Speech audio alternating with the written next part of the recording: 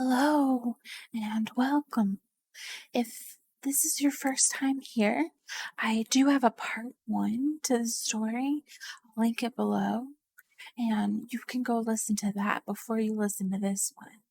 Holly, mistletoe, red berries, ivy, turkeys, geese, game, poultry, prawn, meats, pigs, sausages, oysters, pies, puddings, fruit, and punch all vanished instantly.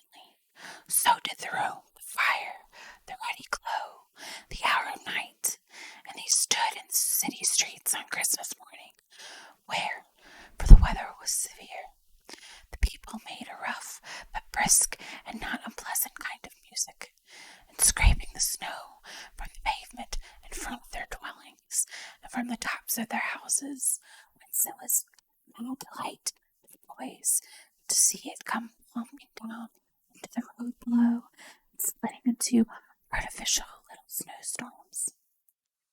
His fronts looked black and black, smooth white streak of snow upon the roofs, and with the dirtier snow upon the ground, which last deposit had been plowed up in deep furrows by the heavy wheels of carts and wagons, furrows that crossed and recrossed each other of times, where the great streets branched off and made intricate channels hard to trace in the thick yellow mud and icy water.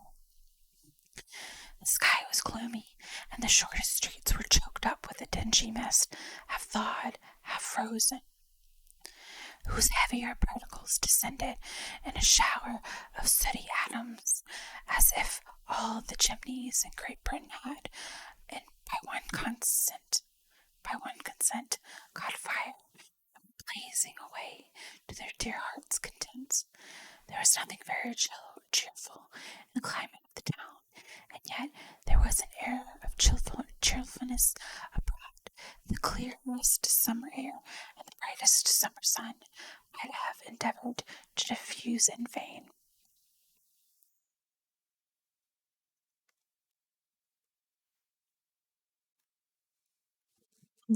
Shoveling away on the housetops were jovial and full of glee, calling out to one another from the parapets, and now and then exchanging a facetious snowball, better-natured missile, far than many a wordy jest, laughing heartily if it went right, and not less heartily if it went wrong.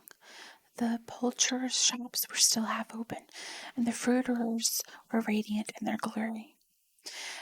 There were great round, pot-bellied baskets of chestnuts, shaped like the waistcoats of jolly old gentlemen, lolling at the doors and tumbling out into the street in their apoplectic opulence.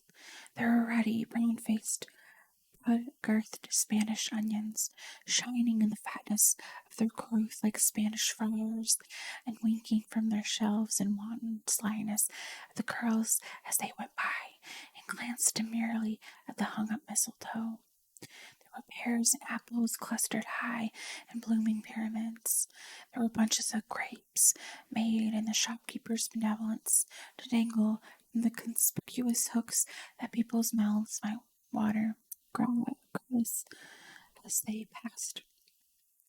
There were piles of filberts, mossy and brown, recalling in their fragrance ancient walks among the woods, and pleasant shufflings ankles deep through the withered leaves. There were Norfolk biffins, squab and swarthy, setting off, beseeching to be carried home in paper bags and eaten after dinner. The very gold and silver fish set forth among these choice fruits in a bowl, though members of a dull and stagnant blooded race appeared to know that there was something going on, and to a fish went gasping round and round their little world in slow and passionless excitement. The grocers, oh, the grocers, nearly closed, with perhaps two shutters down on one. But through the gaps such glimpses, it was not alone that the scales descending on the counter made a merry sound, or that the twine and roller parted company so briskly, or that the canisters were rattled up and down like juggling tricks, or even that the blended scents of tea and coffee were so grateful to the nose, or even that the raisins were so plentiful and rare, the almonds so extremely white, the sticks of cinnamon so long and straight, the other spices so delicious, the candied fruits so caked and spotted with molten sugar as to make the coldest lookers on feel faint and subsequently bilious. Nor was it that the figs were moist and pulpy, or that the French plums blushed in modest darkness from their highly decorated boxes, or that everything was good to eat and in its Christmas dress. But the customers were all so hurried and eager in the hopeful promise of the day that they tumbled up against each other at the door, crashing their wicker baskets wildly, and left their purchases upon the counter, and came running back to fetch them, and committed hundreds of the like mistakes in the best humor possible, while the grocer and his people were so frank and fresh that the polished hearts with which they fastened their apron behind them might have been their own, worn outside for general inspection and for Christmas daws to peck at if they chose. But soon the steeples called good people all to church and chapel, and away they came, flocking through the streets in their best clothes and with their gayest faces, and at the same time there emerged from squares of by streets, lanes, and nameless turnings, innumerable people carrying their dinners to the bakers' shops. The sight of these poor revelers appeared to interest the spirit very much, for he stood with Scrooge beside him in a baker's doorway, and taking off the covers as their bearers passed, sprinkled incense on their dinners from his torch.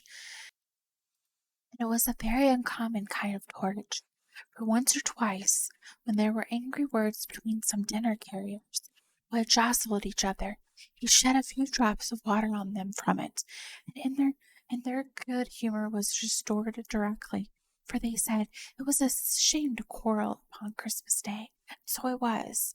God love it, so it was. In time the bells ceased, and the bakers were shut up. And yet there was a genial shadowing forth of all these dinners, and the progress of their cooking, in the thawed blotch of wet above each baker's oven, where the pavement smoked as if its stones were cooking too. Is there a peculiar flavor in which you sprinkle from your torch? Asked Scrooge. There is. My own. Would it apply to any kind of dinner on this day? Asked Scrooge. To any kindly given, to a poor one most. Why to a poor one most? Asked Scrooge. Because it needs it most. Spirit, said Scrooge, after a moment's thought, I wonder you, of all the beings in the many worlds about us, should desire to cramp these people's opportunities of innocent enjoyment. Aye, cried the Spirit. You would deprive them of their means of dining every seventh day, only often the only day on which they can be said to dine at all, said Scrooge, wouldn't you? Aye, cried the Spirit.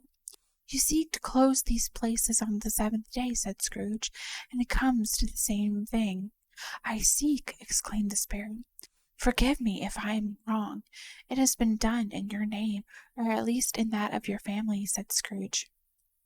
There are some upon this earth of yours, returned the Spirit, who lay claim to know us, and who do their deeds of passion, pride, ill will, hatred, envy, bigotry, and selfishness in our name, who are as strange to us and all our kith and kin as if they had never lived. Remember that, and charge their doings on themselves, not us. Scrooge promised that he would, and they went on, invisible as they had been before, into the suburbs of the town.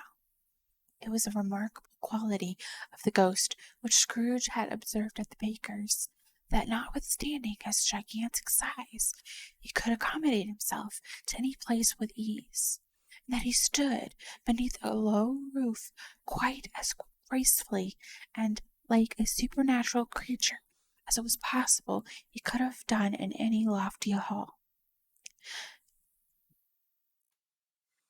Perhaps it was the pleasure of the good Spirit had in showing off this power of his, or else it was was his own kind, generous, hearty nature, and sympathy with all poor men that led him straight to Scrooge's clerks, for there he went and took Scrooge with him, holding to his robe, and on the threshold of the door the spirit smiled, and stopped to bless Bob Cratchit strolling with the sprinkles of his torch. Think of that. Bob had but 15. Bob, a week himself, he pocketed on Saturdays but 15 copies of his Christian name, and yet the ghost of Christmas Present blessed his four-roomed house. Then rose Mrs. Cratchit's wife, dressed out, but poorly in a twice-turned gown, but brave in ribbons, which are cheap, and made a goodly show for sixpence. And she laid the cloth, assisted by Belinda Cratchit, second of her daughters, also brave in ribbons, while Master Peter Cratchit plunged a fork into the saucepan of potatoes, and getting the corners of his monstrous shirt collar, Bob's private property, conferred upon his son and heir in honor of the day, into his mouth, rejoiced to find himself so gallantly attired, and yearned to show his linen in the fashionable parks. And now two smaller Cratchits, boy and girl, came tearing in, screaming that outside the baker's they had smelt the goose and known it for their own, and basking in luxurious thoughts of sage and onion. These young Cratchits danced about the table and exalted Master Peter Cratchit to the skies, while he, not proud, although his collars nearly choked him, blew the fire until the slow potatoes, bubbling up, knocked loudly at the saucepan lid to be let out and peeled. "What has ever got your precious father, then?" said Mrs. Cratchit, "and your brother, Tiny Tim, and Martha weren't as late last Christmas Day by half an hour?" "Here's Martha, mother," said a girl, appearing as we spoke. "Here's Martha, mother," cried the two young Cratchits. "Hurrah! There's such a goose, Martha." "Why, bless your heart alive, my dear, how late you are," said Mrs. Cratchit, kissing her a dozen times, and taking off her shawl and bonnet for her with officious zeal. "We'd a deal of work to finish up last night," replied the girl, "and had to clear away this morning, mother." "Well, never mind so long as you are come," said Mrs. Cratchit. "Sit ye down before the fire, my dear, and have a warm. Lord bless ye." "No, no, there's father coming," cried the two young Cratchits, who were everywhere at once. "Hide, Martha, hide." So Martha hid herself, and in came little Bob, the father, with at least 3 feet of comforter, exclusive of the fringe, hanging down before him, and his threadbare clothes darned up and brushed to look seasonable, and Tiny Tim upon his shoulder. Alas, for Tiny Tim, he bore a little crutch, and had his limbs supported by an iron frame. "Why, where's our Martha?" cried Bob Cratchit, looking round. "Not coming," said Mrs. Cratchit. "Not coming," said Bob, with a sudden declension in his high spirits, for he had been Tim's blood horse all the way from church, and had come home with it. "Not coming upon Christmas Day." Martha didn't like to see him disappointed, if it were only in joke, so she came out prematurely from behind the closet door and ran into his arms, while the two young Cratchits hustled Tiny Tim and bore him off into the wash-house, that he might hear the pudding singing in the copper. "And how did little Tim behave?" asked Mrs. Cratchit, when she had rallied Bob on his credulity, and Bob had hugged his daughter to his heart's content. "As good as gold," said Bob, "and better. Somehow he gets thoughtful, sitting by himself so much, and thinks the strangest things you had ever heard. He told me, coming home, that he hoped the people saw him in the church, because he was a cripple, and it might be pleasant to them to remember upon Christmas Day who made lame beggars walk and blind men see. Bob's voice was tremulous when he told them this, and trembled more when he said that Tiny Tim was growing strong and hearty. His active little crutch was heard upon the floor, and back came Tiny Tim before another word was spoken, escorted by his brother and sister to his stool beside the fire. While Bob, turning up his cuffs, as if, poor fellow, they were capable of being made more shabby, compounded some hot mixture in a jug with gin and lemons, and stirred it round and round, and put it on the table to simmer. Master Peter and the two ubiquitous young Cratchits went to fetch the goose, with which they soon returned in high procession.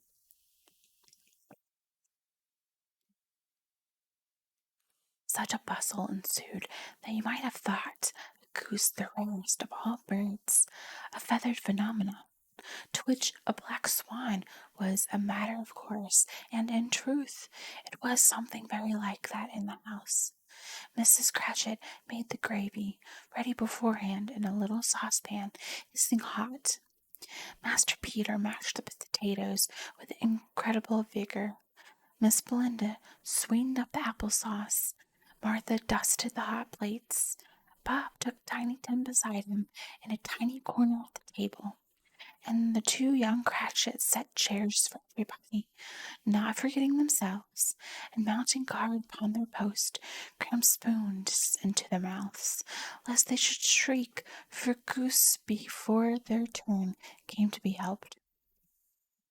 At last the dishes were set on, and grace was said. It was succeeded by a breathless pause, as Mrs. Cratchit, looking slowly all along the carving knife, prepared to plunge it in the breast.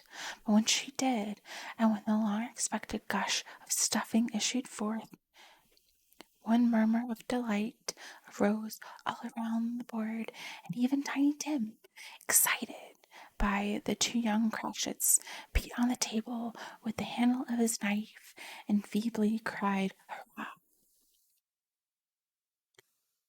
There never was such a goose. Bob said he didn't believe there ever was such a goose cooked. Its tenderness and flavor, size and cheapness, were the themes of universal admiration.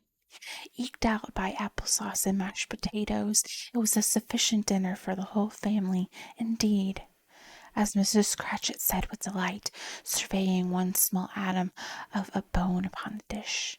They hadn't ate at all at last.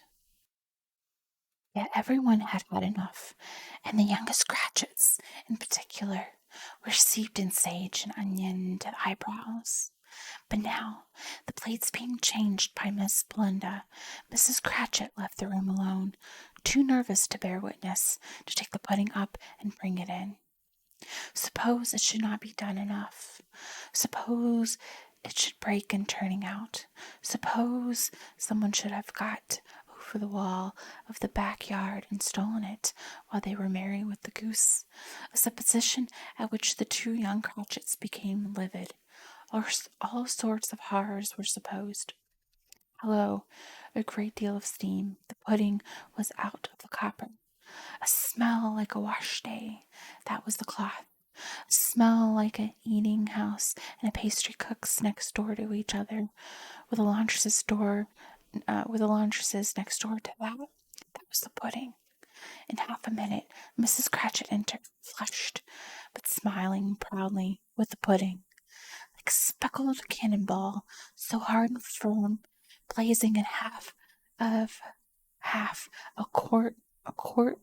quartern of ignited brandy, and bedighted with Christmas holly stuck onto the top.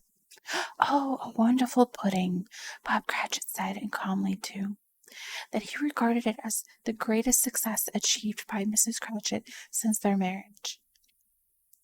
Mrs. Cratchit said, now the weight was off her mind. She would confess she had her doubts about the quantity of flour. Everyone had something to say about it, but no one said or thought it was at all a small pudding for a large family. It would have been less flat heresy to do so. Any Cratchit would have been blushed to hint at such a thing. At last, the dinner was all done. The cloth was cleared, the hearth swept, and the fire made up. The compound in the jug being tested and considered perfect, apples and oranges were put upon the table, and a shovel full of chestnuts on the fire. Then all the Cratchit family drew round the hearth in what Bob Cratchit called a circle, meaning half of one, and at Bob Cratchit's elbow stood the family display of glass, 2 tumblers, and a custard cup without a handle. These held the hot stuff from the jug, however, as well as golden goblets would have done, and Bob served it out with beaming looks, while the chestnuts on the fire sputtered and cracked noisily. Then Bob proposed, "A Merry Christmas to all, my dears. God bless us," which all the family re-echoed. "God bless us, every one," said Tiny Tim, the last of all. He sat very close to his father's side, upon his little stool. Bob held his withered little hand to his, as if he loved the child, and wished to keep him by his side, and dreaded that he might be taken from him. "Spirit," said Scrooge, with an interest he had never felt before, "tell me if Tiny Tim will live." "I see a vacant seat," replied the ghost, "in the poor chimney corner, and a crutch without an owner, carefully preserved. If these shadows remain unaltered by the future, the child will die." "No, no," said Scrooge. "Oh, no, kind spirit. Say you will be spared." "If these shadows remain unaltered by the future, none other than my race," returned the ghost, "will find him here. What then? If he be like to die, he had better do it, and decrease the surplus population." Scrooge hung his head to hear his own words quoted by the spirit, and was overcome with penance and grief.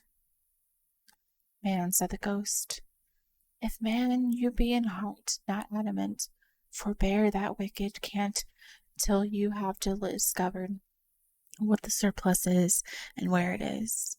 Will you decide what men shall live, what men shall die? It may be that, in the sight of heaven, you are more worthless and less fit to live than millions like this poor man's child. O God, to hear the insect on the leaf pronouncing on the too much life among his hungry brothers in the dust."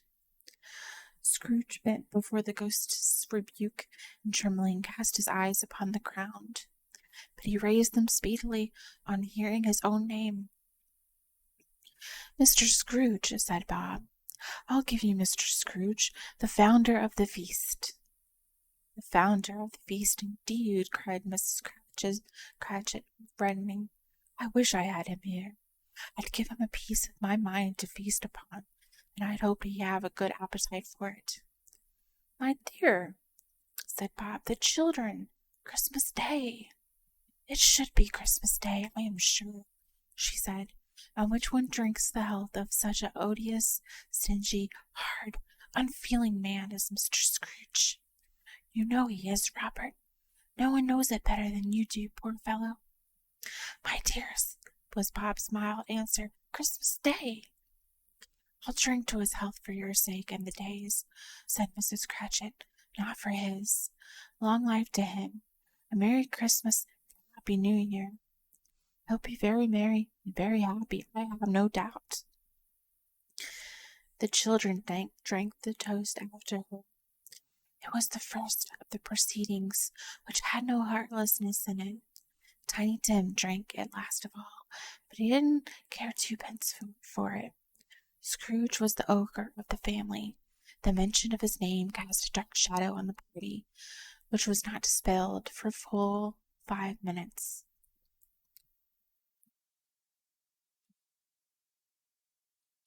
After it had passed away, they were 10 times merrier than before.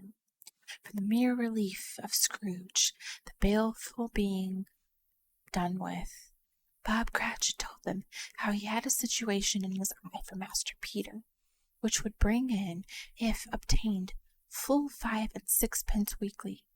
The two young Cratchits laughed tremendously at the idea of Peter's being a man of business, and Peter himself looked thoughtfully at the fire from between his collars, as if he were deliberating what particular investments he should favor when he came unto the receipt of that bewildering income. Martha, who was a poor apprentice at a milliner's, then told them what kind of work she had to do, and how many hours she worked at a stretch, and how she meant to lie abed tomorrow morning for a good long rest, tomorrow being a holiday she passed at home, and how she had seen a countess and lord some days before, and how the lord was much about as tall as Peter, at which Peter pulled up his collar so high that you couldn't have seen his head if you had been there. All this time the chestnuts in the jug went round and round, and by they had a song about a lost child traveling in the snow, from Tiny Tim, who had a plaintive little voice and sang it very well indeed. There was nothing of high mark in this. They were not a handsome family. They were not well dressed, and their shoes were far from being waterproof. Their clothes were scanty, and Peter might have known, and very likely did, the inside of a pawnbroker's. But they were happy, grateful, pleased with one another, and contented with the time. And when they faded, and looked happier yet in the bright sparklings of the spirit's torch in parting, Scrooge had his eye upon them, and especially on Tiny Tim until the last. By this time it was getting dark, and snowing pretty heavily, and as Scrooge and the spirit went along the streets, the brightness of the roaring fires in kitchens, parlors, and all sorts of rooms was wonderful. Here the flickering of the blaze slowed preparations for a cozy dinner, with hot plates baking through and through before the fire, and deep red curtains ready to be drawn to shut out cold and darkness. There, all the children of the house were running into the snow to meet their married sisters, brothers, cousins, uncles, aunts, and be the first to greet them. Here again were shadows on the window blinds of guests assembling, and there a group of handsome girls, all hooded and fur-booted, and all chattering at once, tripped lightly off to some near neighbor's house, where, woe upon the single man who saw them enter, artful witches, well they knew it, in a glow. But if you had judged from the numbers of people on their way to friendly gatherings, you might have thought that no one was at home to give them welcome when they got there, instead of every house expecting company and piling up its fires half chimney high.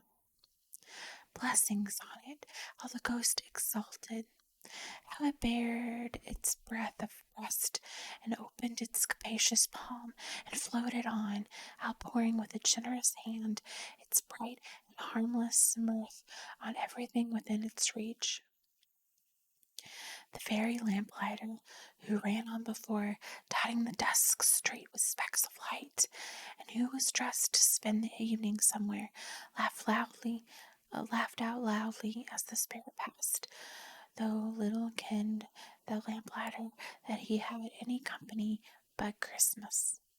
And now, without a word of warning from the ghost, they stood upon a bleak and desert moor, where monstrous masses of rude stone were cast about, as though it were the pure burial place of giants, and water spread itself wheresoever it listed, or would have done so, but for the frost that held it prisoner, and nothing grew but moss and furze, and coarse, rank grass. Down in the west, the setting sun had left a streak of fiery red, which glared upon the desolation for an instant like a sullen eye, and frowning lower, lower, lower yet, was lost in the thick gloom of darkest night. "What place is this?" asked Scrooge. "A place where miners live, who labor in the bowels of the earth," returned the spirit. "But they know me. See!" A light shone from the window of a hut, and swiftly they advanced towards it.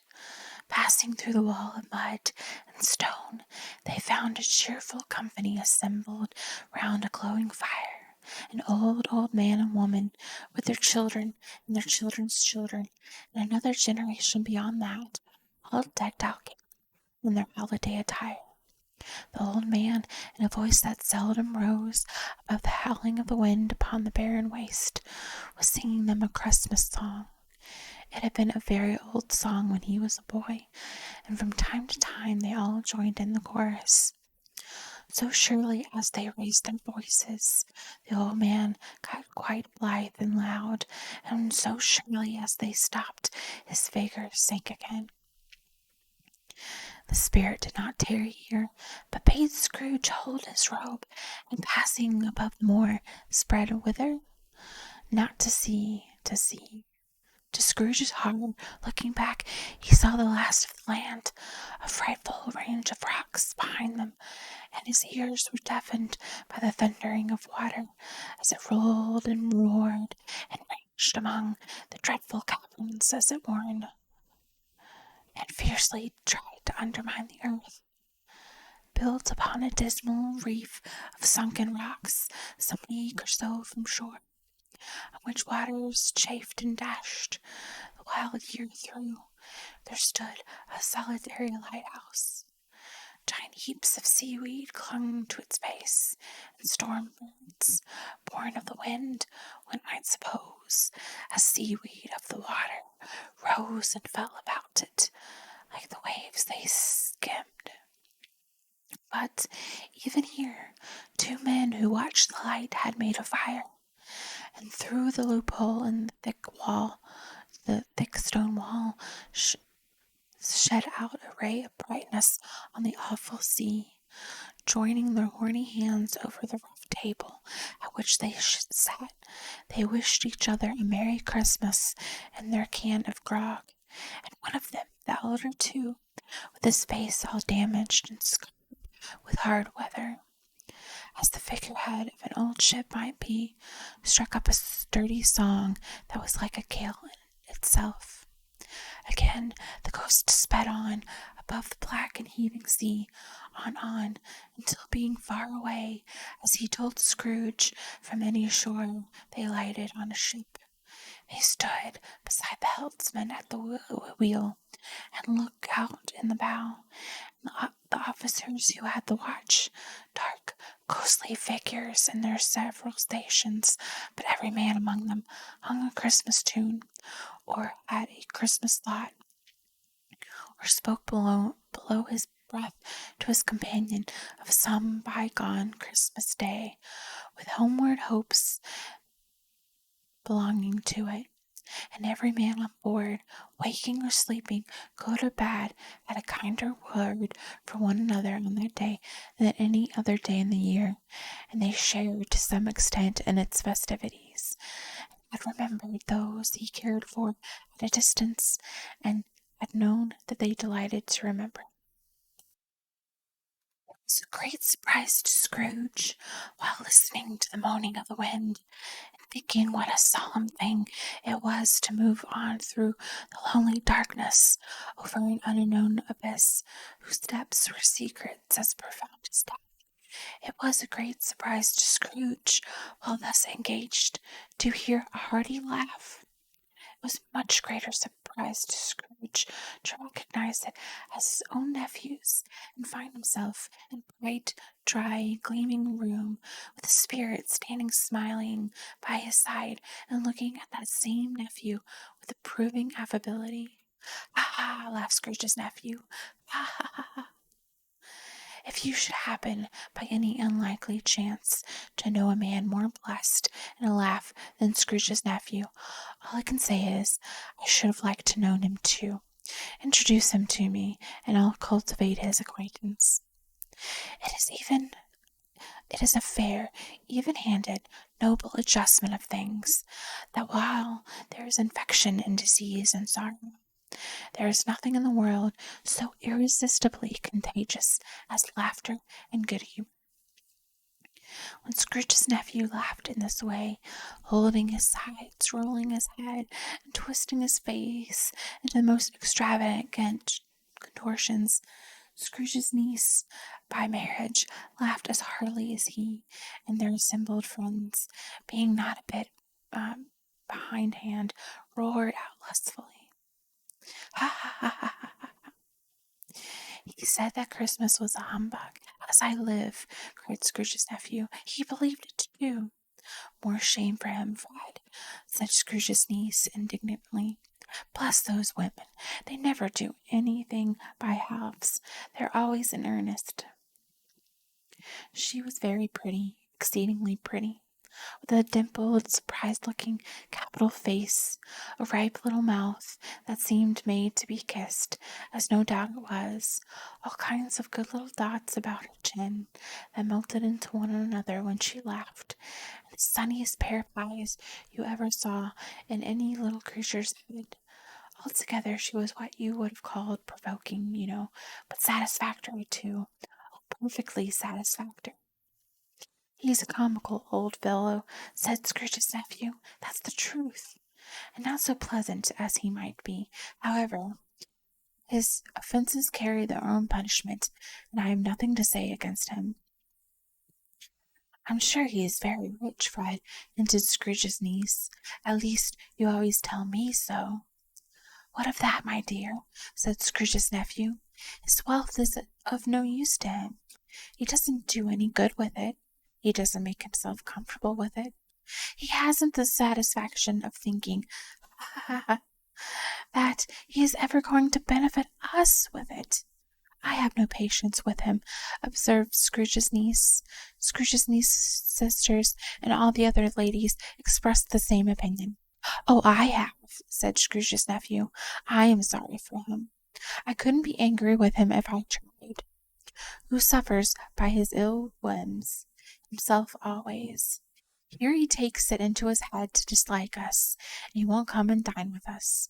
What's the consequence? He doesn't lose much of a dinner. Indeed, I think he loses a very good dinner, interrupted Scrooge's niece. Everybody else said the same, and they must be allowed to have been a confident judge, because they had just had dinner, and with the dessert upon the table, they were clustered round the fire by the lamplight.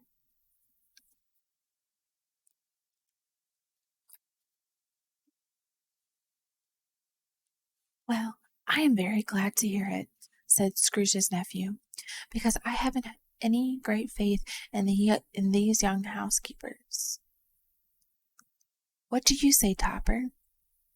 Topper had clearly got his eye on one of Scrooge's niece's sisters, for he answered that a bachelor was a wretched outcast, who had no right to express an opinion on the subject, whereas Scrooge's niece's sister, the plump one with the lace tucker, not the one with the roses, blushed.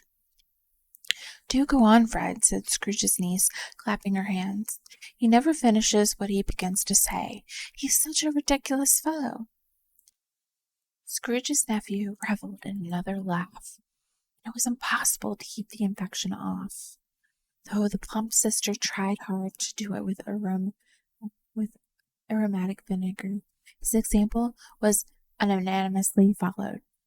I was only going to say, said Scrooge's nephew, that the consequence of his taking a dislike to us and not making merry with us is, as I think, that he loses some pleasant moments, which could do him no harm.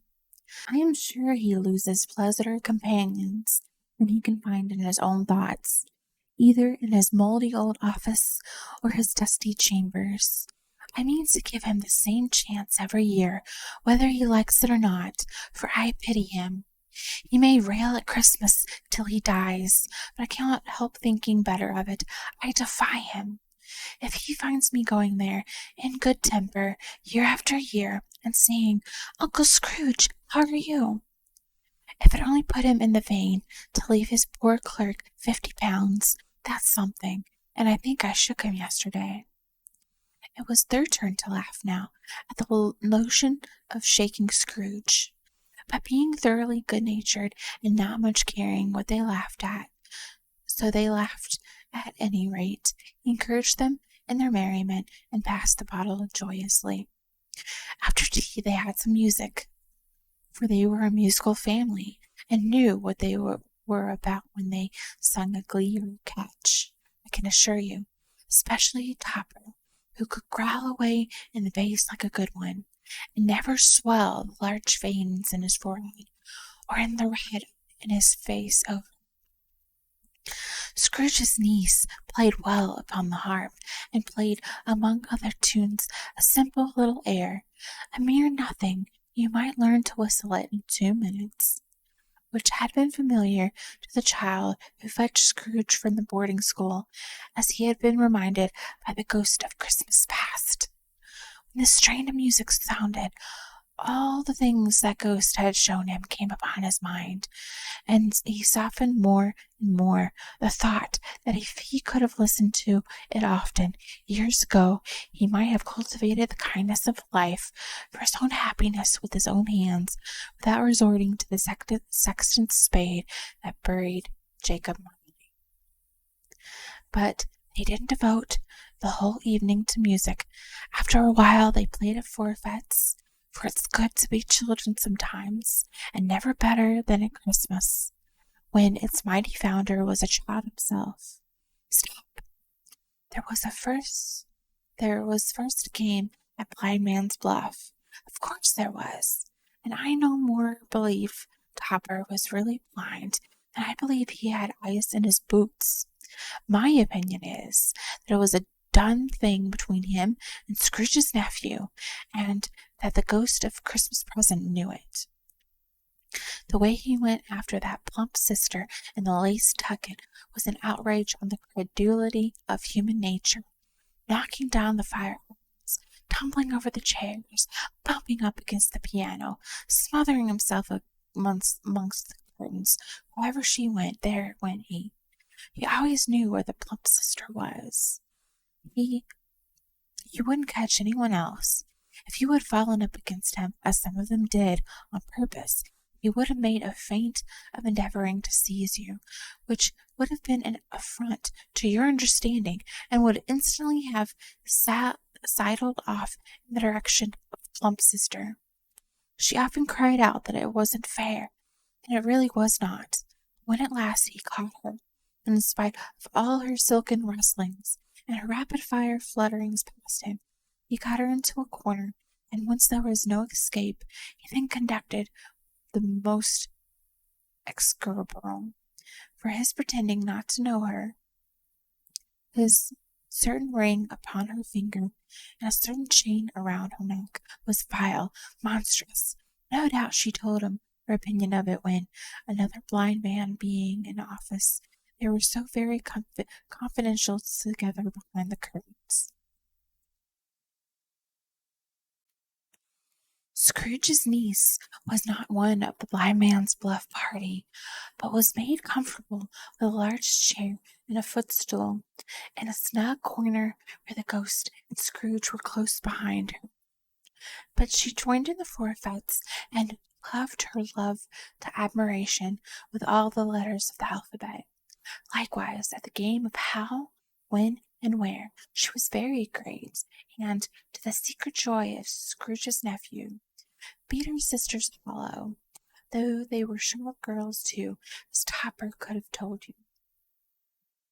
There might have been 20 people there, young and old, but they all played, and so did Scrooge, for wholly forgetting in the interest he had in what was going on, that his voice made no sound in their ears. He sometimes came out with his guess quite loud, and very often guessed right too, for the sharpest needle best Whitechapel warranted not to cut in the eye was not sharper than Scrooge, blunt as he took it in his head to be. The ghost was greatly pleased to find him in this mood, and looked upon him with such favor that he begged, like a boy, to be allowed to stay until the guest departed. But the spirit said this could not be done. Here's the new game, said Scrooge. 1/2 hour, spirit, only one. It was a game called Yes and No, where Scrooge's nephew had to think of something, and the rest must find out what. He only answering to their questions yes or no, as the case was. The brisk fire of questioning to which he was exposed elicited from him that he was thinking of an animal, a live animal, rather than a disagreeable animal, a savage animal, an animal that growled and grunted sometimes, and talked sometimes, and lived in London, and walked around the streets, and wasn't made a show of, and wasn't led by anybody, and didn't live in a menagerie, and never killed in a market, and was not a horse, or an ass, or a cow, or a bull, or a tiger, or a dog, or a pig, or a bear.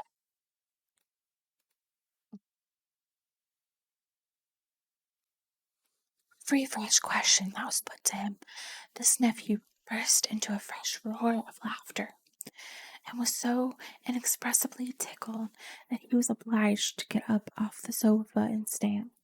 At last the plump sister, falling into a similar state, cried out, I have found it out. I know what it is, Fred. I know what it is. What is it? Cried Fred. It's your uncle Scrooge. Which it certainly was.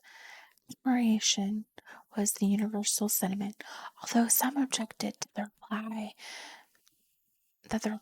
of, Is it a bear? Ought to have been yes, inasmuch as the answer in the negative was sufficient to have diverted their thoughts from Mr. Scrooge, supposing they had ever had any tendency that way. He has given us plenty of merriment, I am sure, said Fred. It would be ungrateful not to drink to his health. Here is a glass of mulled wine ready to our hand at the moment, and I say, Uncle Scrooge. Well, Uncle Scrooge, they cried. A Merry Christmas and a Happy New Year to the old man, whatever he is, said Scrooge's nephew. He wouldn't take it from me, but may he have it nevertheless. Uncle Scrooge. Uncle Scrooge had imperceptibly become so gay and light of heart that he would pledge the unconscious company in return, and thank them in an inaudible speech if the ghost had given him time. But the whole scene passed off in the breath of the last words spoken by his nephew, and he and the ghost were again upon their travels. Much they saw, and far they went, and many homes they visited, but always with a happy end.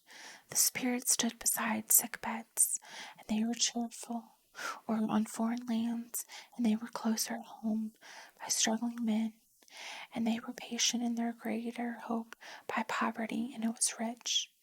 An almshouse, hospital, and gaol, in misery's every refuge, where a vain man in his little brief authority had not made fast the door and barred the spirit out. He had left his blessing and taught Scrooge his precepts. It was a long night, if it were only a night, but Scrooge had his doubts of this, because the Christmas holiday appeared to be condensed into the space of time they passed together. It was strange, too, that, while Scrooge remained unaltered in his outward form, the ghost grew older, clearly older. Scrooge had observed this change, but never spoke of it until they left a child's 12th night party. Looking at the spirit as they stood together in an open place, he noticed that its hair was gray.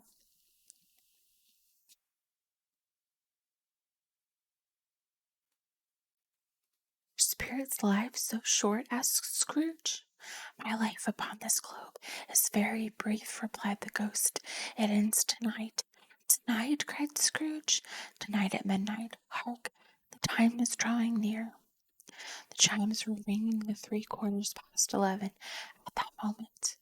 "Forgive me if I am not justified in what I asked," said Scrooge, looking intently at the spirit's robe, "but I see something strange and not belonging to yourself protruding from your skirts. Is it a foot or a claw?" "It might be a claw, for the flesh there is upon it," said the spirit's sorrowful reply. "Look here." From the folds of its robe it brought two children, wretched, abjected, frightful, hideous, miserable. They knelt down at its feet and clung upon the outside of its garment. "Oh, man, look here, look down here!" exclaimed the ghost. There were a boy and a girl, yellow, meager, ragged, scowling, wolfish, but prostrate too in their humility. Where graceful youth should have filled their features out and touched them with its freshest tints, a stale and shriveled hand like that of age had pinched and twisted them and pulled them into shreds. Where angels might have sat enthroned, devils lurked and glared out menacingly. No change, no degradation, no preservation of humanity in any grade, though all the mysteries of wonderful creation had monsters half so terrible and dread. Scrooge started back, appalled. Having them shown to him in this way, he tried to say they were fine children, but the words choked themselves. Rather than to be parties of a lie of such enormous magnitude. "Spirits, are they yours?" Scrooge could say no more. "They are man," said the spirit, looking down upon him, "and they cling to me, appealing from their fathers. This boy is ignorance, this girl is want. Beware of them both, in all of their degree, but most of all, beware the boy, for on his brow I see that written which is doom, unless the writing be erased. Deny it," cried the spirit, stretching out his hand towards the cry. "Slander those who tell it to ye. Admit it for your factious purposes, and make it worse, and bide the end. Have they no refuge or resource?" cried Scrooge. "Are there no prisons?" said the spirit, turning on him for the last time with his own words. "Are there no workhouses?" The bell struck 12. Scrooge looked about him for the ghost and saw it not. And as the last stroke ceased to vibrate, he remembered the prediction of old Jacob Marley, and lifting up his brows, beheld a solemn phantom, draped and hooded, coming like a mist along the ground towards him. The phantom slowly, gravely, silently approached. When it came near him, Scrooge bent down upon his knee, for in the very air through which the spirit moved, it seemed to scatter gloom and mystery. It was shrouded in a deep black garment, which concealed its head, its face, its form, and left nothing of it visible, save one outstretched hand. But for this, it would have been difficult to detach its features from the night, and separate it from the darkness by which it was surrounded. He felt that it was tall and stately when it came beside him, and that its mysterious presence filled him with a solemn dread. He knew no more, for the spirit neither spoke nor moved. "Am I in the presence of Christmas yet to come?" said Scrooge. The spirit answered not, but pointed onward with its hand. "You're about to show me shadows of the things that have not yet happened, but will happen in time before us," Scrooge pursued. "Is that so, spirit?"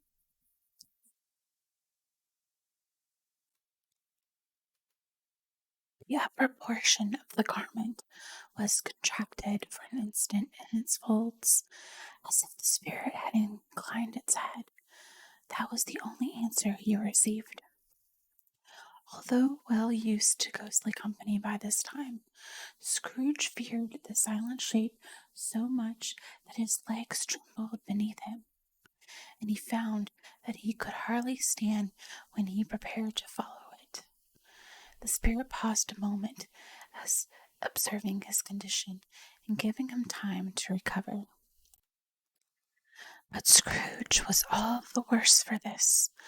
It thrilled him with a vague, uncertain horror to know that, behind the dusky shroud, there were ghostly eyes intently fixed upon him, while he, though he stretched his own to the utmost, could see nothing but a spectral hand and one great heap of black. "Ghost of the future," he exclaimed, "I fear you more than any spectre I have seen. But as I know your purpose is to do me good, and as I hope to live to be another man from what I was, I am prepared to bear your company, and do wish it with a thankful heart. Will you not speak to me?" It gave him no reply. The hand was pointed straight before them. "Lead on," said Scrooge. "Lead on. The night is waning fast, and it is precious time to me, I know. Lead on, spirit." The phantom moved away as it had come towards him. Scrooge followed in the shadow of its dress, which bore him up, he thought, and carried him along. They scarcely seemed to enter the city, for the city rather seemed to spring up about them and encompass them in its own act. But there they were in the heart of it, on 'Change, amongst the merchants, who hurried up and down and chinked the money into their pockets, and conversed in groups, and looked at their watches, and trifled thoughtfully with their great gold seals, and so forth, as Scrooge had seen them. The spirit stopped beside one little knot of businessmen. Observing that the hand was pointed to them, Scrooge advanced to listen to their talk. "No," said a great fat man with a monstrous chin, "I don't know much about it either way. I only know he's dead." "When did he die?" inquired another. "Last night, I believe." "Why, what was the matter with him?" asked a third, taking a vast quantity of snuff out of his very large snuff box. "I thought he never died." "God knows," said the first with a yawn. "What has he done with his money?" asked a red-faced gentleman with a pendulous excrescence at the end of his nose that shook like the gills of a turkey cock. "I haven't heard," said the man with a large chin, yawning again. "Left it to his company, perhaps?" "He hasn't left any to me, that's all I know." This pleasantry was received with a general laugh. "It's likely to be a very cheap funeral," said the same speaker, "for, upon my life, I don't know of anyone to go to it. Suppose we make up a party and volunteer." "I don't mind going if a lunch is provided," observed the gentleman with the excrescence on his nose, "but I must be fed if I make one." Another laugh. "Well, I am the most disinterested amongst you, after all," said the first speaker, "for I never wear black gloves, and I never eat lunch, but I'll offer to go if anyone else will. When I come to think of it, I'm not all at sure that I wasn't his most particular friend, for we used to stop and speak whenever we met. Bye." Speakers and listeners strolled away and mixed with other groups. Scrooge knew the men and looked towards the spirit for an explanation. The phantom glided on into a street. The finger pointed to two persons meeting. Scrooge listened again, thinking that the explanation might be here. He knew these men also perfectly. They were men of business, very wealthy and of great importance. He had made a point of always standing well in their esteem in a business point of view, that is, strictly in a business point of view. "How are you?" said one. "How are you?" returned the other. "Well," said the first. Old Scratch has got his own key at last, hey? So I'm told, returned the second. Cold, isn't it? Seasonable for Christmas time. You are not a skater, I suppose. No, no. Something else to think of. Good morning. Not another word. That was their meeting, their conversations, and their parting. Scrooge was at first inclined to be surprised that the spirit should attach importance to conversations apparently so trivial. But feeling assured that they must have some hidden purpose, he set himself to consider what it was likely to be. They could scarcely be supposed to have any bearing on the death of Jacob, his old partner, for that was past, and this ghost province was the future. Nor could he think of any one immediately connected with himself to whom he could apply them. But nothing doubting that, to whomsoever they applied, they had some latent moral for his own improvement, he resolved to treasure up every word he had heard and everything he saw, and especially to observe the shadow of himself when it appeared, for he had an expectation that the conduct of his future self would give him the clue he missed, and he would render the solution of these riddles easily. He looked about in that very place for his own image, but another man stood in its accustomed corner, and though the clock pointed to the usual time of day for being there, he saw no likeness of himself among the multitudes that poured in through the porch. It gave him a little surprise, however. He had been revolving in his mind a change of life, and thought and hoped he saw his new-born resolutions carried out in this. Quiet and dark, beside him stood the phantom, with his outstretched hand. When he roused himself from his thoughtful quest, he fancied, from the turn of the hand and its situation in reference to himself, that the unseen eyes were looking at him keenly, and made him shudder and feel awed. They left the busy scene, and went into an obscure part of the town, where Scrooge had never penetrated before, although he recognized its situation and bad repute.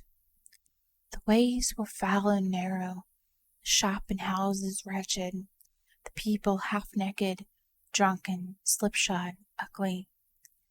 Alleys and archways, like so many cesspools, disgorged their offences of smell and dirt and life upon the straggling streets, and the whole quarter reeked with crime, with filth and misery. Far in this den of infamous resort there was a low-browed, beetling sheep below a penthouse roof, where iron, old rags, bottles, bones, and greasy offal were bought. Upon the floor within were piled up heaps of rusty keys, nails, chains, hinges, files, scales, weights, and refuge iron of all kinds. Secrets that few would like to scrutinize were bred and hidden in mountains of unseemly rags, masses of corrupted fat and bones. Sitting in among the wares he dealt in, by a charcoal stove made of old bricks, was a grey-haired rascal, nearly 70 years of age, who had screened himself from the cold air without a frowsy curtaining of miscellaneous tatters, hung upon a line, and smoked his pipe in all the luxury of calm retirement. Scrooge and the phantom came into the presence of this man, just as a woman with a heavy bundle slunk into the shop.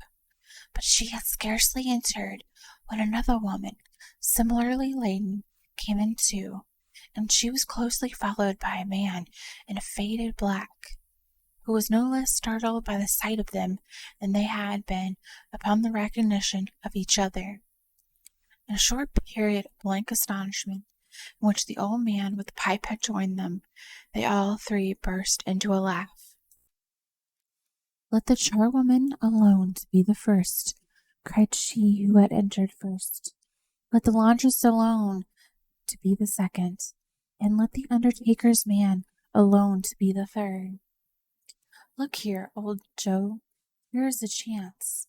If we hadn't all met here without meaning it." "You couldn't have met in a better place," said old Joe, removing his pipe from his mouth.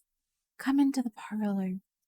You were made free of it long ago, you know, and the other two aren't strangers. Stop till I shut the door of the shop. Ah, how it squeaks! There aren't such a rusty bit of metal in the place as its own hinges, I believe. I'm sure there's no such old bones here as mine. Ha ha! We're all suitable to our calling. We're well matched. Come into the parlor. Come into the parlor." Parlor was the space behind the screen of rags. The old man raked the fire together with an old stair rod, and having trimmed his smoky lamp, for it was night, with the stem of his pipe, put it into his mouth again. While he did this, the woman who had already spoke threw her bundle on the floor, and sat down in a flaunting manner on a stool, crossing her elbows on her knees, and looking with a bold defiance at the other two. "What odds, then? What odds, Mrs. Dilber?" said the woman. "Every person has a right to take care of themselves. He always did." "That's true indeed," said the laundress. "No man more so." "Why, then, don't stand staring as if you was afraid, woman. Who's the wiser? We're not going to pick holes in each other's coats, I suppose." "No, indeed," said Miss Dilber and the man together. "We should hope not." "Very well, then," cried the woman. "That's enough. Who's the worse for the loss of a few things like these? Not a dead man, I suppose." "No, indeed," said Mrs. Dilber, laughing. "If he wanted to keep him after he was dead. A wicked old screw," pursued the woman. "Why wasn't he natural in his lifetime? If he had been, he'd have had himself some one to look after him when he was struck with death, instead of lying gasping out his last there, alone by himself." "It's the truest word that was ever spoke," said Mrs. Dilber. "It's a judgment on him." "I wish it was a little heavier judgment," replied the woman, "and it should have been. You may depend on it, if I could have laid my hands on anything else. Open the bundle, old Joe, and let me know the value of it. Speak out plain. I'm not afraid to be the first, nor afraid for them to see it. We knew pretty well that we were helping ourselves before we met it, I believe. It's no sin. Open the bundle, Joe." But the gallantry of her friends would not allow of this, and the man in faded black, mounting the breach first, produced his plunder. It was not extensive. A seal or two, a pencil case, a pair of sleeve buttons, and a brooch of no great value were all.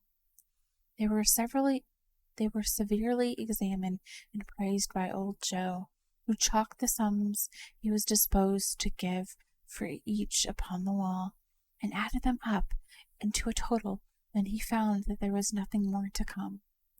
"That's your account," said Joe, "and I wouldn't give another sixpence if I was to be boiled for not doing it. Who's next?" Mrs. Dilber was next. Sheets and towels, a little wearing apparel, and 2 fashioned silver teaspoons, a pair of silver tongs, and a few boots. Her account was stated on the wall in the same manner. "I always give too much to ladies. It's a weakness of mine, and that's the way I ruin myself," said old Joe. "That's your account. If you asked me for another penny and made it an open question, I would repent myself of being so liberal, and knock off half a crown. And now undo my bundle, Joe, said the first woman. Joe went down on his knees for the greater convenience of opening it, and, having unfastened a great many knots, dragged out a large, heavy roll of some dark stuff. What do you call this? Said Joe. Bed curtains? Ah, returned the woman, laughing and leaning forward on her crossed arms. Bed curtains. You don't mean to say you took them down, rings and all, with him lying there, said Joe. Yes, I do, replied the woman. Why not? You were born to make your fortune, said Joe. You will certainly do it. I certainly shan't hold my hand when I can get anything by reaching it out. And for the sake of such a man as he was, I promise you, Joe, returned the woman coolly, don't drop that oil upon the blankets now. His blankets, asked Joe. Whose else's do you think? Replied the woman. He isn't likely to take cold without them, I dare say. I hope he didn't die of anything catching, eh? Said old Joe, stepping into his work and looking up. Don't you be afraid of that, returned the woman. I ain't so fond of his company that I'd loiter about him for such things if he did. Ah, you may look through that shirt till your eyes ache, but you won't find a hole in it, nor a threadbare place. It's the best he had, and a fine one too. They'd have wasted it if it hadn't been for me. What do you call of wasting it? Asked old Joe. Putting it on him to be buried in, to be sure, replied the woman with a laugh. Someone was fool enough to do it, but I took it off again. If calico ain't good enough for such a purpose, if it isn't good enough for anything, it's quite as becoming to the body. If he can't look uglier than he did in that one. Scrooge listened to this dialogue in horror, as they sat grouped upon their spoil, in the scanty light afforded by the old man's lamp. He viewed them with a detestation and disgust which could hardly have been greater, though they had been obscene demons marketing the corpse itself. Ha ha! Laughed the same woman when old Joe, producing a flannel bag with money in it, took out their several gains upon the ground. This is the end of it, you see. You frightened everyone away from him when he was alive to profit us when he was dead. Ha ha ha. Spirit, said Scrooge, shuddering from head to foot. I see, I see. The case of this unhappy man might be my own. My life tends that way now. Merciful heaven, what is this? He recoiled in terror, for the scene had changed, and now he almost touched a bed, a bare, uncurtained bed, on which, beneath a ragged sheet, there lay something covered up, which, though it was dumb, announced itself in awful language. It was very dark, too dark to be observed with any accuracy, though Scrooge glanced round it in obedience to a secret impulse, anxious to know what kind of room it was. A pale light, rising in the outer air, fell straight upon the bed, and on it, plundered and bereft, unwatched, unwept, uncared for, was the body of this man. Scrooge glanced towards the phantom. Its steady hand was pointed to the head. The cover was so carelessly adjusted that the slightest raising of it, the motion of a finger on Scrooge's part, would have disclosed the face.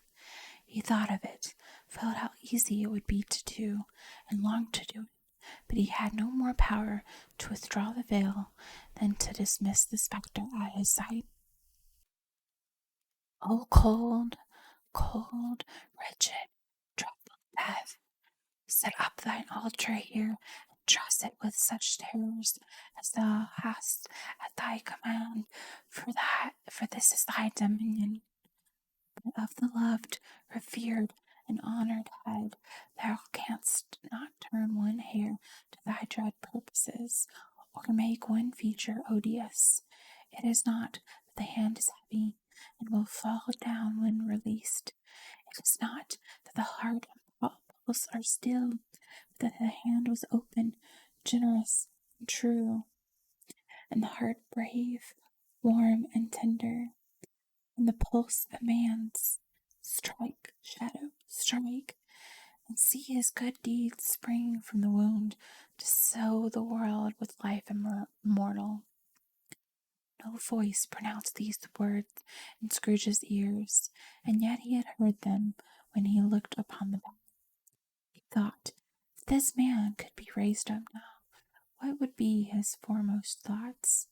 Avarice, hard-dealing, griping cares.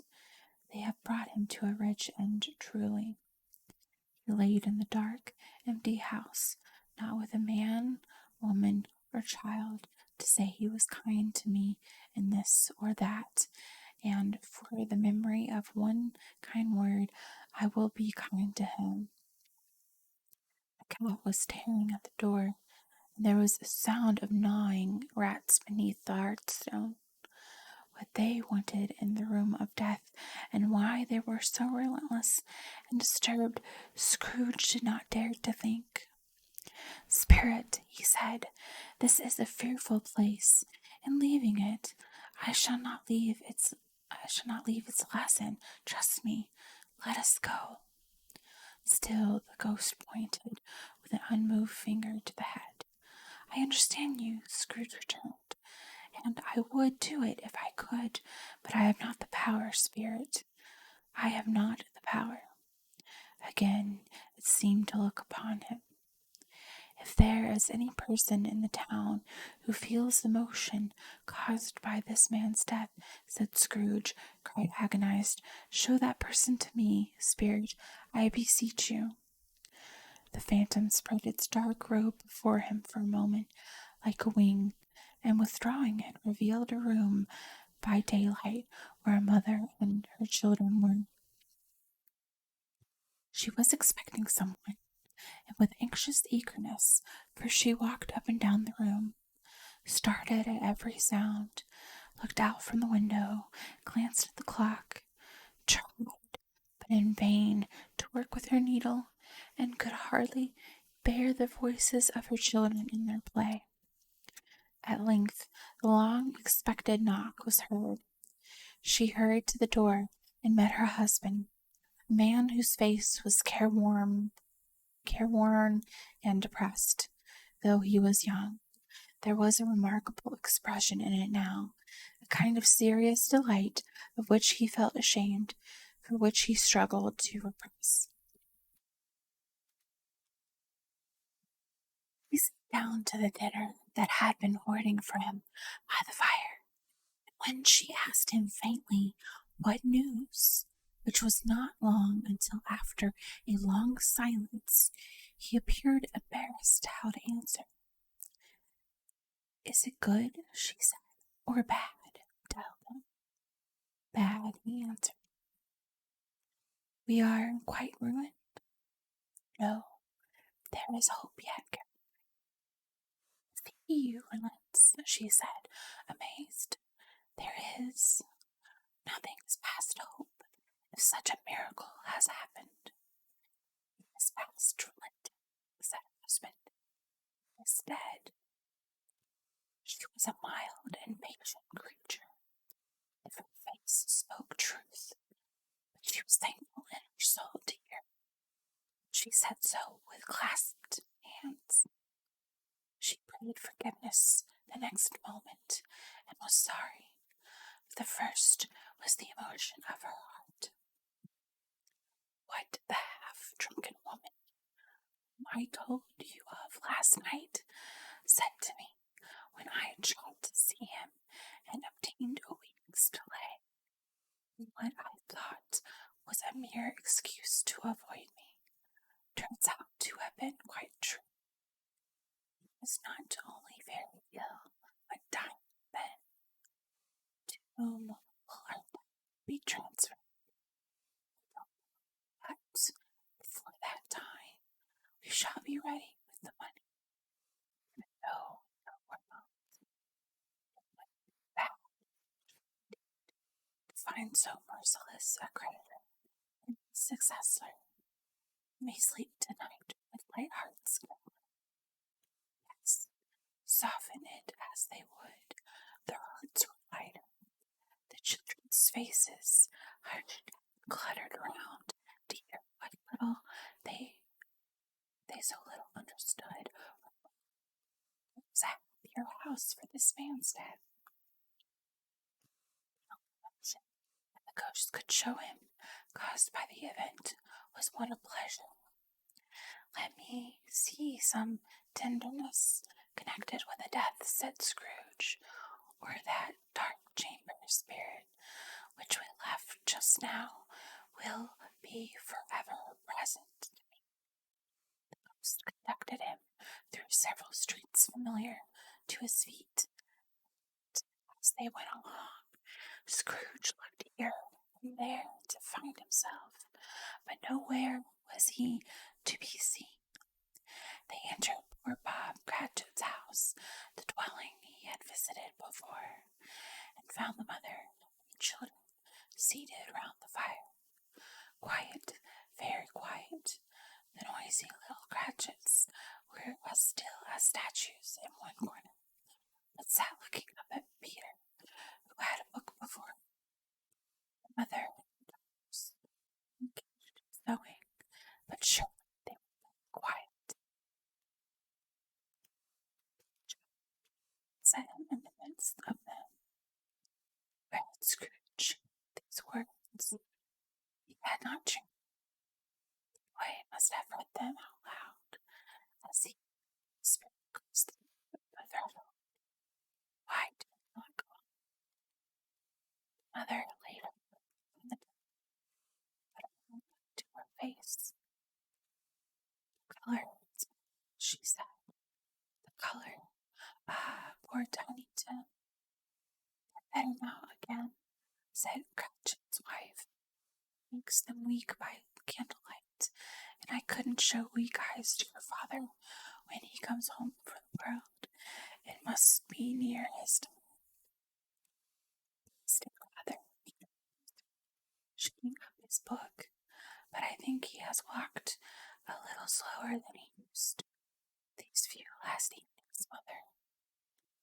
They were very quiet again.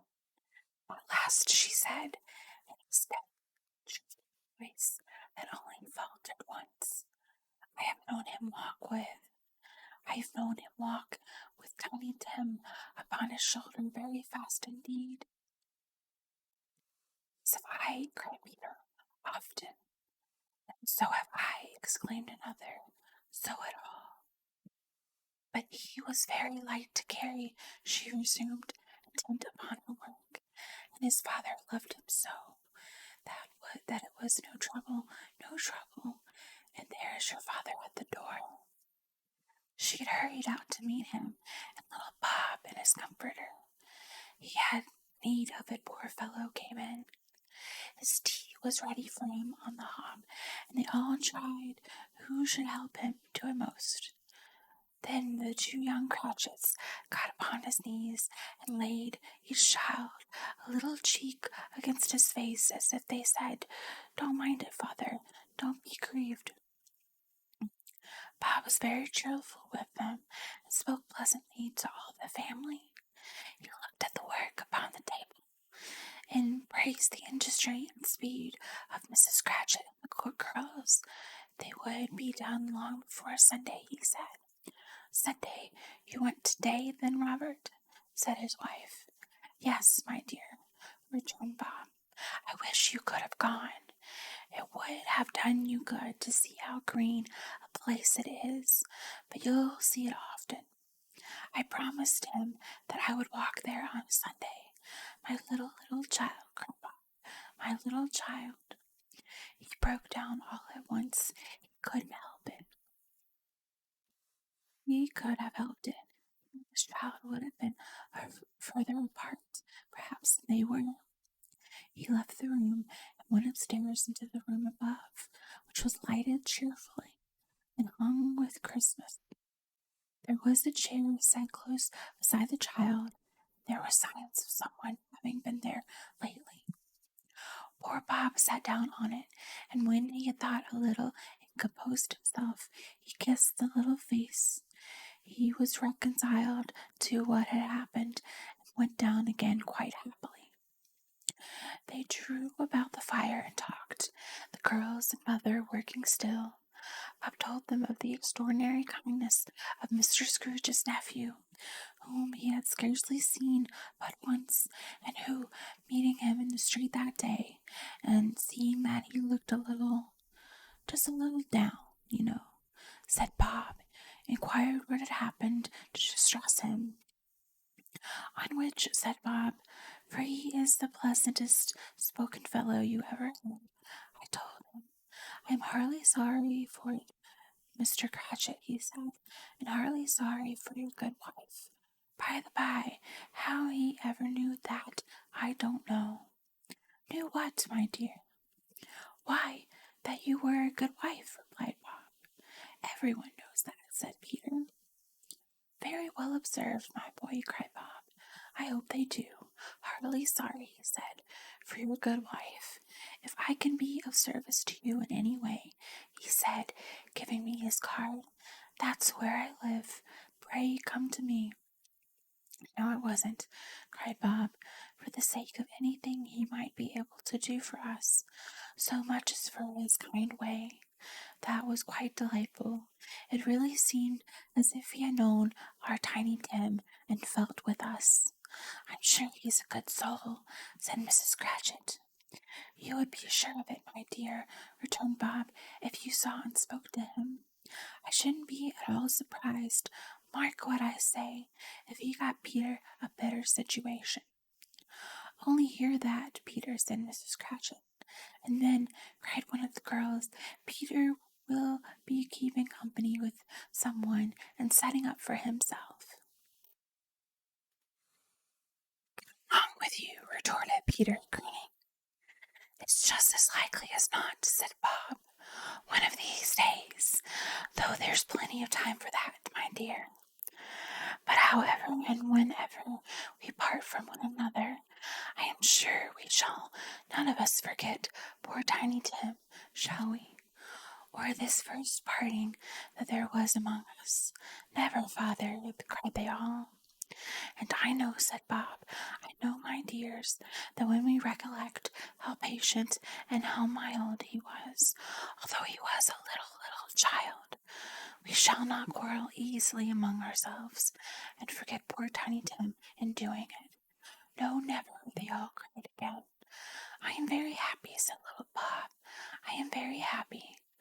Mrs. Cratchit kissed him, his daughters kissed him, the two young Cratchits kissed him, and Peter and himself shook hands.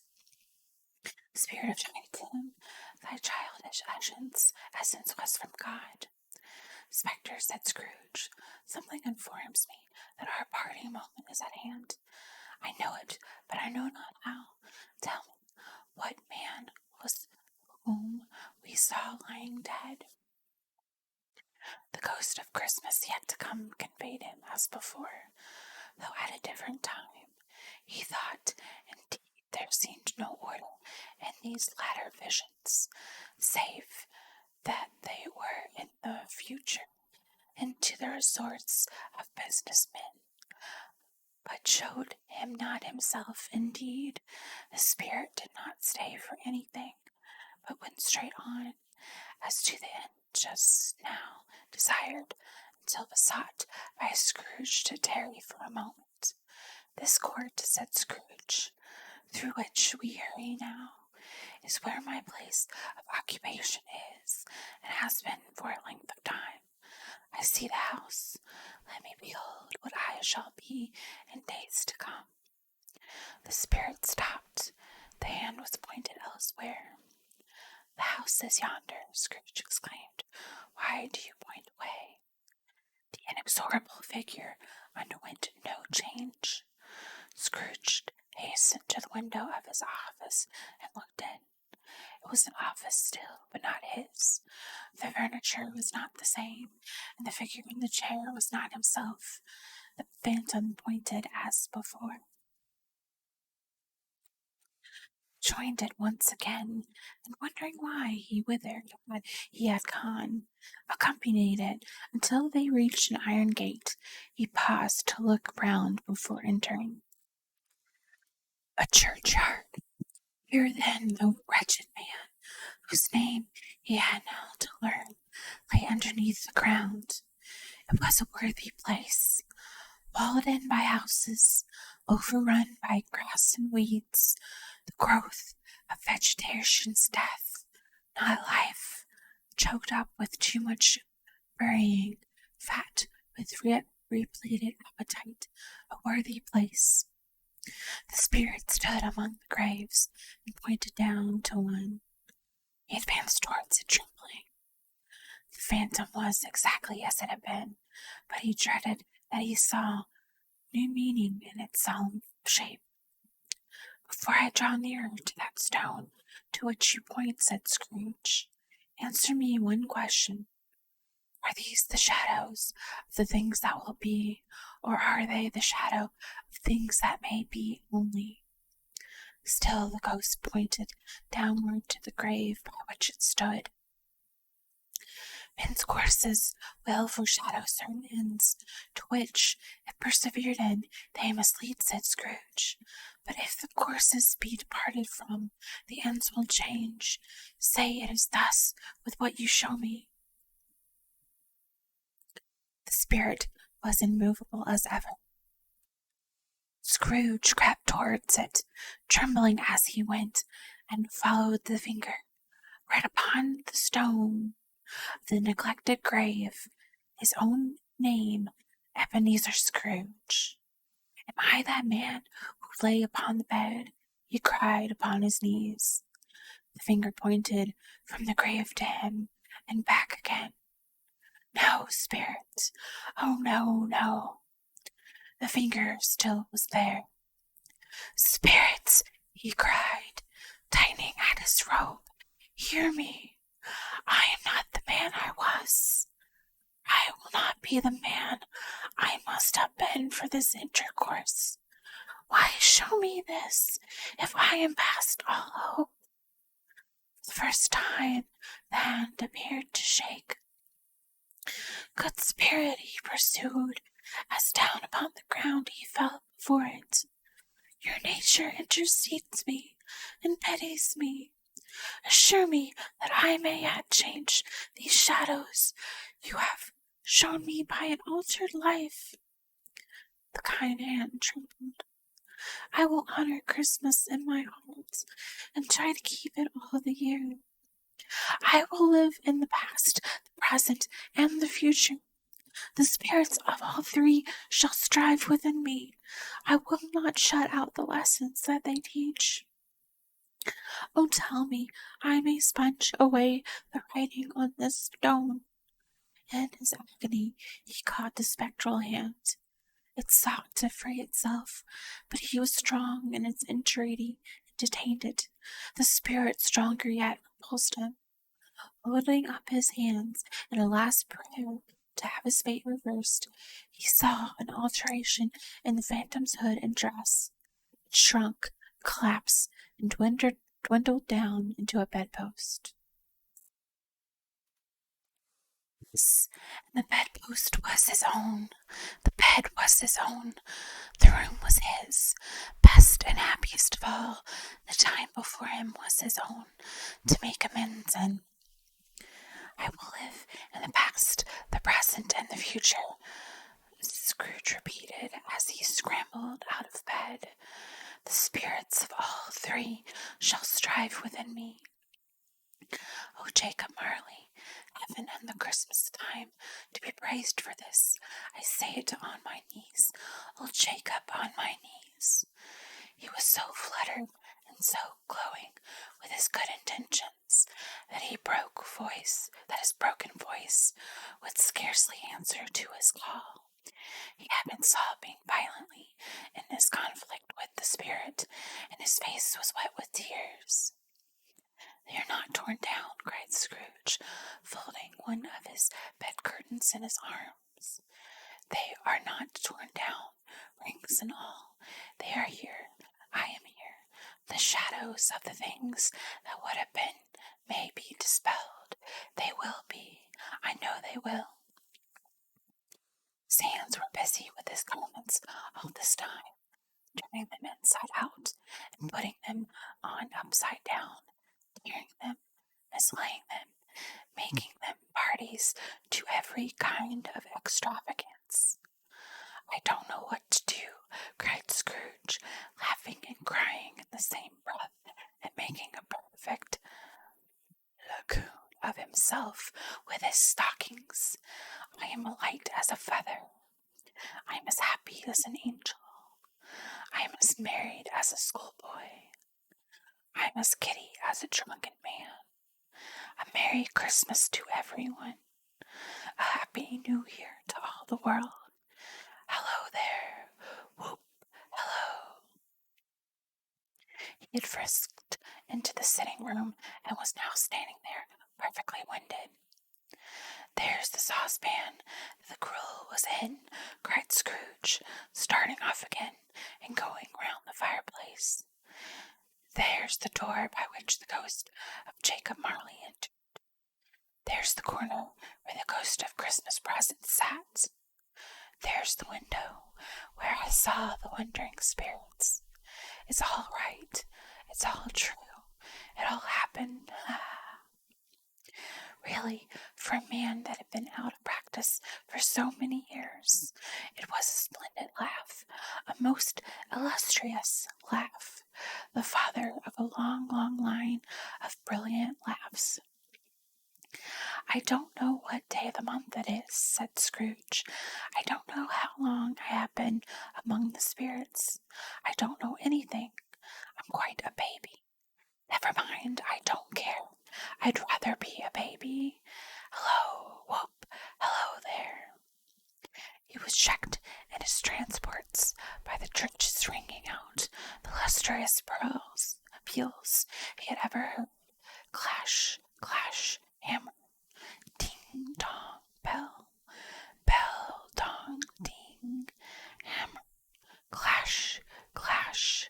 Oh, glorious, glorious. Running to the window, he opened it and put out his head.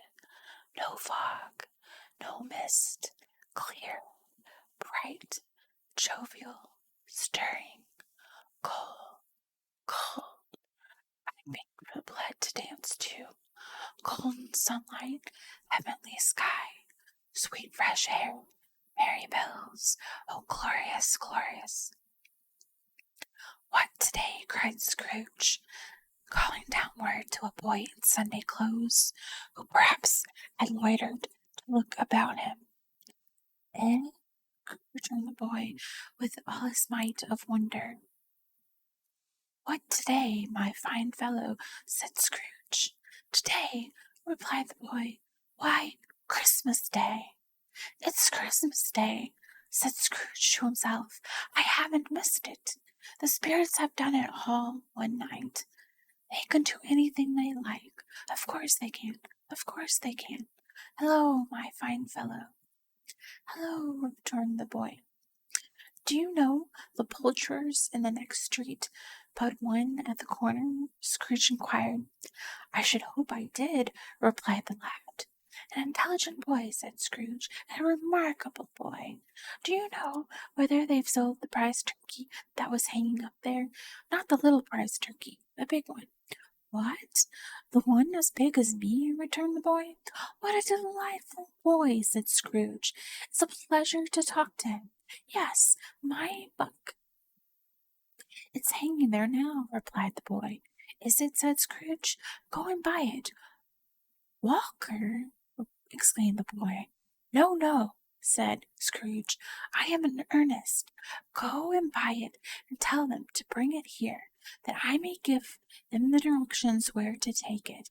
Come back with the man, and I'll give you a shilling. Come back with him in less than 5 minutes, and I'll give you half a crown." The boy was off like a shot. He must have had a steady hand at a trigger, who could have gotten a shot off half as fast. "I'll send it to Bob Cratchit's," whispered Scrooge, rubbing his hands and splitting with a laugh.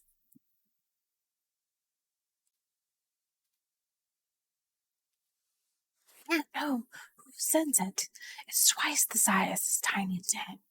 Joe Miller never made such a joke as sending it to Bob's will be." The hand in which he wrote the address was not a steady one, but write it he did somehow, and went downstairs to open the street door, ready for the coming of the poulterer's man. As he stood there, waiting his arrival, the knocker caught his eye. "I shall love it as long as I live," cried Scrooge, patting it with his hand. "I scarcely ever looked at it before. What an honest expression it has in its face. It's a wonderful knocker. Here's the turkey. Hello. Whoop. How are you? Merry Christmas." It was a turkey. He never could have stood upon his legs, that bird. He would have snapped them off short in a minute, like sticks of sealing wax. "Why, it's impossible to carry that to Camden Town," said Scrooge. "You must have a cat." The chuckle with which he said this, and the chuckle with which he paid for the turkey, and the chuckle with which he paid for the cat, and the chuckle with which he recompensed the boy, were only to be exceeded by the chuckle with which he sat down breathless in his chair again, and chuckled till he cried. Shaving was not an easy task, for his hand continued to shake very much, and shaving requires attention, even when you don't dance while you're at it. But if he had cut off the end of his nose, he would have put a piece of sticking plaster over it, and been quite satisfied. He dressed himself all in his best, and at last got out into the streets. The people were by this time pouring forth as he had seen them with the ghost of Christmas present, and walked with his hands behind him. Scrooge regarded everyone with a delighted smile. He looked so irresistibly pleasant, in a word, that 3 or 4 good-humored fellows said, "Good morning, sir. A Merry Christmas to you." And Scrooge said often afterwards after that, of all the blithe sounds he had ever heard, those were the blithest in his ears. He had not gone far when, coming upon towards him, he held the portly gentleman who had walked into his counting-house the day before, and said, "Scrooge and Marley's, I believe." It sent a pang across his heart to think how this old gentleman would look upon him when they met, but he knew what path lay straight before him, and he took it. "My dear sir," said Scrooge, quickening his pace, and taking the old gentleman by both his hands, "how do you do? I hope you succeeded yesterday. It was quite kind of you. A Merry Christmas to you, sir." "Mr. Scrooge?" "Yes," said Scrooge, "that is my name, and I fear it may not be pleasant to you. Allow me to ask your pardon, and will you have the goodness—" Here Scrooge whispered in his ear. "Lord bless me!" cried the gentleman, as if his breath were taken away. "My dear Mr. Scrooge, are you serious?" "If you please," said Scrooge, "not a farthing less. A great many back payments are included in it, I assure you. Will you do me that favor?" "My dear sir," said the other, shaking hands with him, "I don't know what to say to such "Don't say anything, please," retorted Scrooge. "Come and see me. Will you come and see me?" "I will," cried the old gentleman, and it was clear he meant to do it. "Thank'ee," said Scrooge. "I am much obliged to you. I thank you 50 times. Bless you." He went to the church, and walked about the streets, and watched the people hurrying to and fro, and patted the children on the head, and questioned beggars, and looked down into the kitchens of houses, and up to the windows, and found that everything could yield him pleasure. He never dreamed that any walk, that anything, could give him so much happiness. In the afternoon, he turned his steps towards his nephew's house. He passed the door a dozen times before he had the courage to go up and knock, but he made a dash and did it. "Is your master at home, my dear?" said Scrooge to the girl. "Nice girl, very." "Yes, sir." "Where is he, my love?" said Scrooge. "He's in the dining room, along with the mistress. I'll show you upstairs, if you please." "Thank ye. He knows me," said Scrooge, with his hand already on the dining room lock. "I'll go in here, my dear." He turned it gently, and sidled his face in round the door. They were looking at the table, which was spread out in great array. For those young housekeepers are always nervous on such points, and like to see everything is right. "Fred," said Scrooge, "dear heart alive, how his niece by marriage started." Scrooge had forgotten for the moment about her sitting in the corner with the footstool, or he wouldn't have done it on any account. "Why, bless my soul!" cried Fred. "Who is that?" "It is I, your Uncle Scrooge. I have come to dinner. Will you let me in, Fred?" "Let him in? It is a mercy he didn't shake his arm off." He was at home in 5 minutes. Nothing could be heartier. His niece looked just the same. So did Topper when he came. So did the plump sister when she came. So did everyone when they came. Wonderful party, wonderful games, wonderful anonymity, wonderful happiness. But he was early at the office next morning. Oh, he was early there. If he could only be there first and catch Bob Cratchit coming late, that was the thing he had set his heart upon. And he did it. Yes, he did it. The clock struck 9. No Bob. 1/4 past. No Bob. He was full 18 minutes and a half behind his time. Scrooge sat with his door wide open so that he might see him coming into the tank. His hat was off before he opened the door, his comforter too. He was on his stool in a jiffy, driving away with his pen as if he were trying to overtake 9 o'clock. "Hello," growled Scrooge, in his accustomed voice, as he neared as he could feign it. "What do you mean by coming here at this time of the day?" "I am very sorry, sir," said Bob. "I am behind my time." "You are?" repeated Scrooge. "Yes, I think you are. Step this way, sir, if you please." "It's only once a year, sir," pleaded Bob, appearing from the tank. "It shall not be repeated. I was making rather merry yesterday, sir." "Now, I'll tell you what my friend," said Scrooge. I'm not going to stand this sort of thing any longer. And therefore," he continued, leaping from his stool and giving Bob such a dig in the waistcoat that he staggered back into the tank again, "and therefore I'm about to raise your salary." Bob trembled and got a little nearer to the ruler. He had a momentary idea of knocking Scrooge down with it, holding him and calling to the people in the court for help and a straight waistcoat. "A Merry Christmas, Bob," said Scrooge, with an earnestness that could not be mistaken, as he clapped him on the back. "A Merry Christmas, Bob, my good fellow, that I have given you for many a year. I'll raise your salary and endeavor to assist your struggling family, and we will discuss your affairs this very afternoon over a Christmas bowl of smoking bishop, Bob.